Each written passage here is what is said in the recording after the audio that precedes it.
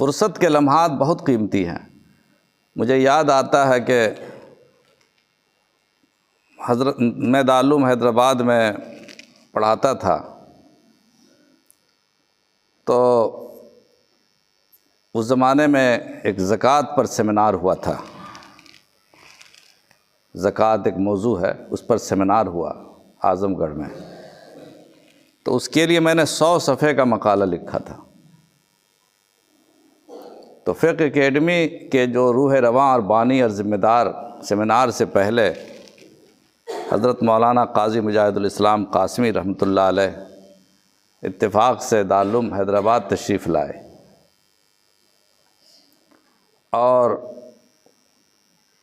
مجھ سے پھر ملاقات ہوئی۔ تو حضرت نے کہا کہ تم نے ماشاءاللہ بڑا لمبا مقالہ لکھ دیا، اور کہا کہ ابھی وقت ہے تم لوگوں کے پاس، ہم لوگوں کے پاس تو وقت ہی نہیں،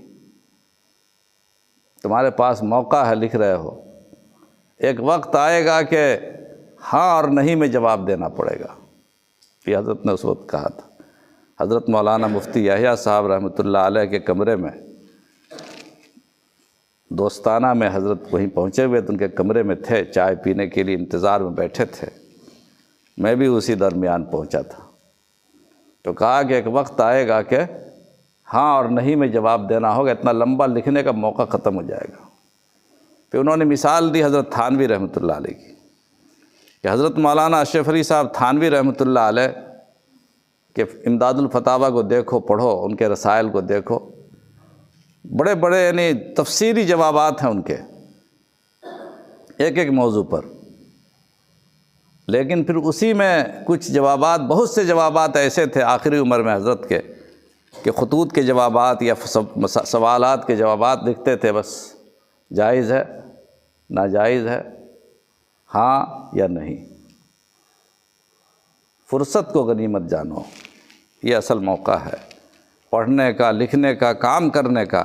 جو آدمی کام کے موقع کو استعمال کرے گا وہی انسان کامیاب ہے، اور جو فرصت کے لمحات کو ضائع کرے گا، وقت ایک ایسی قیمتی چیز ہے، سونے اور چاندی سے بھی زیادہ قیمتی۔ ایک ایک منٹ، ایک ایک لمحہ انسان کا اتنا قیمتی ہے کہ وہ چلا گیا دوبارہ واپس آنے والا نہیں۔ دولت تو انسان کی جا کر واپس آ جاتی، سونا اور چاندی مل جاتا ہے دوبارہ، لیکن جو وقت گزر گیا وہ دوبارہ واپس آنے والا نہیں ہے۔ اگر اللہ تعالیٰ نے تمہارے نصیب میں 63 سال کی عمر رکھ رکھی ہے یا 70 سال کی عمر رکھ رکھی ہے، اور اس میں اگر 1 گھنٹہ ضائع ہو